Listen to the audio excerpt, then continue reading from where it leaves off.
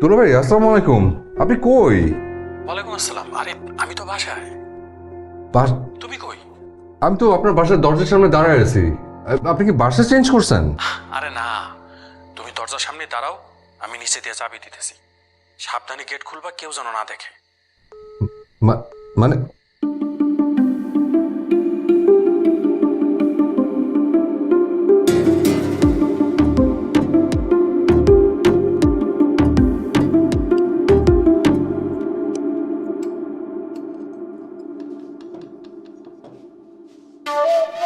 তাড়াতাড়ি ভিতরে ঢুকেন, আমি তালা মারবো।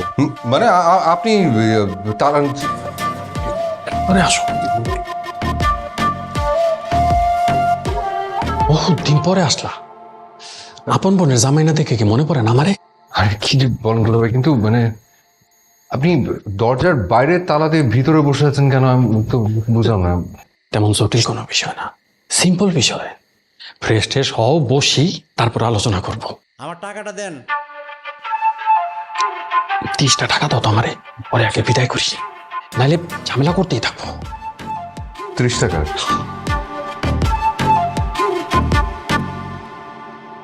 হ্যাঁ।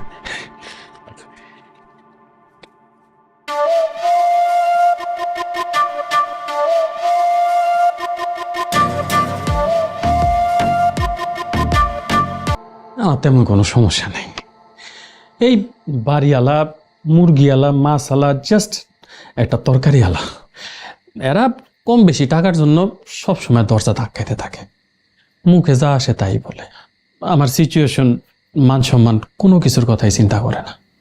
তাই সেন্টু মিয়ারে রাখছি তালা লাগানোর জন্য। প্রতিবার তালা লাগানোর জন্য তাকে 30 টাকা করে দিতে হয়। আর বেরোতে চাইলে? সেইখানেও 30। আর রাত বেরোতে যদি দরকার পড়ে? টেনশন করো না, রাত 12:30 থেকে সকাল 6টা পর্যন্ত দরজা খোলা থাকে। বাড়িওয়ালা দূরে থাকে, আর অত রাতে অন্যান্য পাওনাদারের আসার সম্ভাবনা কম। তা তুমি কি খেয়ে আসছো? না তো তো চিন্তায় ভালাই দিলা। এতদিন পরে ঘরে মেহমান আসছে। ঘরে অবশ্য গুড়চিরা আছে, খাবার সস্তা কিন্তু হাইজেনিক, আর দীর্ঘক্ষণ পেটে থাকে, পেটও ঠান্ডা করে। আজকে রাতটা জাস্ট একটুখানি চালায় দাও। কাল সকালবেলা তোমাকে মোল্লা ভাইয়ের হোটেলে নিয়ে যাব, সেখানকার খাসির নলির নেহারি আর তুন্দুল রুটি দিয়া ভরপেট নাস্তা করো। তুমি বলেন কি? মানে আপনার অবস্থা তো ভয়াবহ মনে হচ্ছে। ভয়াবহ মানে? ভয়াবহ ডিজাস্টার থেকে জাস্ট 1 রাত দূরে। 1 রাত দূরে মানে কি? কালকে সকালে ধ্বংসযোগ্য কিছু হবে নাকি? ভয় পাইলাম মিয়া। শোনো, লাইফ হইতেছে একটা জার্নি। এইখানে ধ্বংস, নির্মাণ, ভালো খারাপ অনেক কিছুই ঘটবে, টেনশন করা যাবে না।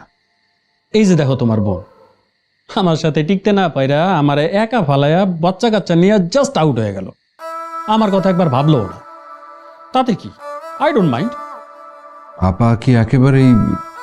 এখানে আর আসে না। ফোনে 3 বেলা ঝগড়া হয়, 1 বেলা কম্প্রোমাইজ, 1 বেলা স্যাক্রিফাইস। বাড়িওয়ালা দূরে থাকে, তাই বাড়ার জন্য ধরতে পারে না। যেই দিন ধরতে পারবে, পশ্চাৎ দেশে গদম করে জাস্ট একটা লাথি মারবে, then I will become a refugee or a Rohingya. কিন্তু দুলা ভাই, আমি অবাক হয়ে যাচ্ছি। মানে আপনার অবস্থা তো ভালো ছিল, হঠাৎ এই অবস্থা হওয়ার কারণ কি? শেয়ার, এই শেয়ার ব্যবসায় পরপর ধস নাই মা, আমারে ধসায় দিচ্ছে।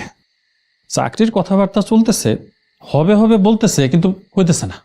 আসলে সবই সিচুয়েশন ডিমান্ড, বুঝছো? সিচুয়েশন ডিমান্ড করলে মানুষের আর কিছু করার থাকে না। হঠাৎ এই কথাটার মানে কি বুঝলাম না। বুঝবা বুঝবা, জাস্ট ওয়েট অ্যান্ড সি। চলো শুয়ে পড়ি, কালকে সকালে তবে 6টার আগে দৌড়াইতে হইব। চিন্তা করো না, কাল সকালে 2 ভাই পেট ভরা নাস্তা কইরা রমনা অথবা সরোয়ার্দী উদ্যানের বেঞ্চে ন্যাচারাল হাওয়া খাইতে খাইতে, নেচার দেখতে দেখতে, নিশ্চিদ্র নিরাপত্তায় বাকি ঘুমটা জাস্ট সেরা বলা।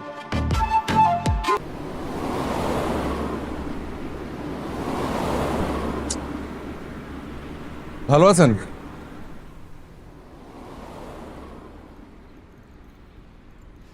আমাকে বলছেন? জি। আমি ভালো থাকলে আপনার কি আর খারাপ থাকলে আপনার কি? না মানে এমনি ওই গল্প গুজব করে সময় কাটানোর চেষ্টা। কেউ ভালো আছে শুনলে ভালো লাগে, আর কেউ খারাপ আছে শুনলে মনটা খারাপ হয়ে যায়। নিন, ভালো মন্দ, ক্রাইম, সাসপেন্স, ড্রামা, খেলা, বিনোদন, যা চান তাই আছে, যা চান না তাও আছে। সময় কাটানোর ব্যবস্থা। আমি আসলে পত্রিকা পড়ি না। আমার কাছে এখন মনে হয় যে মানুষে মানুষে বিভক্তি ছড়ানোর জন্য উত্তেজক ভাবে যা না তাই পরিবেশন করা হয় সবখানে। ভালো লাগে না। সেটা ভালো বলেছেন। তাহলে আপনার কি পড়তে ভালো লাগে? বই বই পড়তে ভালো লাগে, যে বইয়ের ভেতরে প্রকৃতির কথা, নির্জনতার কথা, তারপর স্যাক্রিফাইসের কথা থাকে, ওইসব বই।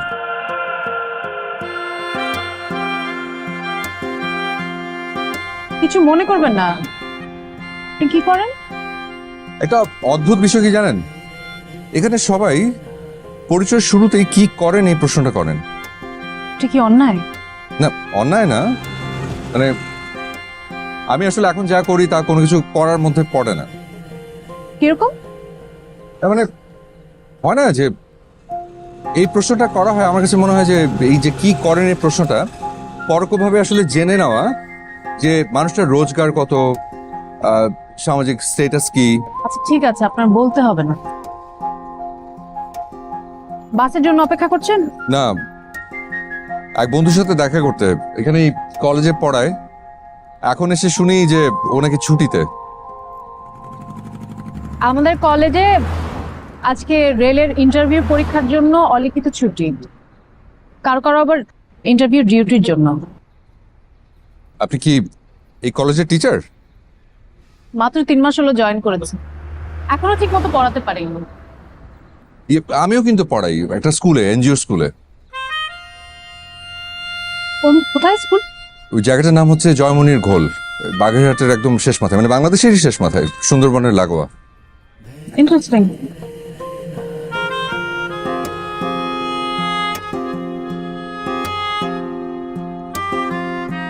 আপনার বাসের সময় হয়ে গেছে? লোকাল বাসের কোনো টাইম টেবিল নেই, যখন খুশি তখন। আপনার নাম? আমার নাম জেনে আপনি কি করবেন? বাস চলে এসছে। তার মানে আমার জীবনের একটা বাস স্টপেজের স্মৃতিতে আপনি সব আপনার নামটা জেগে থাকলো, এই আর কি। ডাক নাম সুমনা। সুমনা, শুনতে কিন্তু দারুণ।